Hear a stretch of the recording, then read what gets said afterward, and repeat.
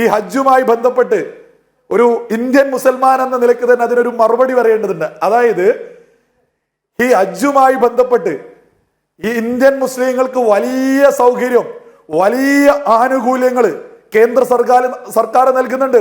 അതേസമയം ഇവിടെ ഈ മഹാമാഘ മഹോത്സവം നടന്നിട്ട് കേരള സർക്കാർ എന്താണ് ചെയ്തത് എന്ന് സ്വാമിജി കൃത്യമായിട്ട് തുടക്കത്തിൽ തന്നെ എടുത്തു പറഞ്ഞു. ഇനി നമ്മുടെ ശബരിമലയിലേക്ക് ഒന്ന് നോക്കണം. അവിടെ ശബരിമലയിലേക്ക് എത്തുന്ന ഭക്തര് 2, 3, 4 ഇരട്ടി പണം കൊടുത്തിട്ട് വേണം അങ്ങോട്ടേക്ക് എത്താൻ. നമ്മൾ പ്രത്യേകം ഇവിടെ മനസ്സിലാക്കേണ്ടത്, ഹജ്ജുമായി ബന്ധപ്പെട്ട് ഏതൊരു കാര്യവും ഏതൊരു രീതിയിലും ഉപകാരം ഉണ്ടാവുക അത് സൗദി അറേബ്യ എന്ന രാജ്യത്താണ്. എന്നാൽ ഈ ശബരിമലയുമായി ബന്ധപ്പെട്ടും മഹാമാഘ മഹോത്സവമൊക്കെയായി ബന്ധപ്പെട്ടും ഏറ്റവും കൂടുതൽ ഗുണമുണ്ടാവുന്നത് നമ്മുടെ മണ്ണിന, നമ്മുടെ നാടിന.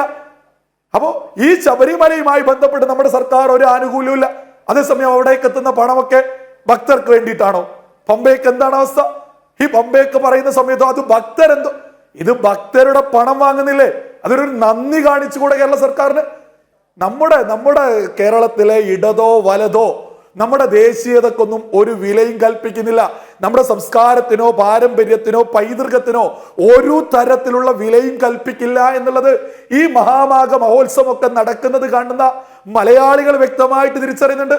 ഇതിനൊക്കെ മലയാളികൾ കൃത്യമായിട്ട് ഇടതിനും വലതിനൊക്കെ മറുപടി കൊടുക്കുക തന്നെ ചെയ്യും.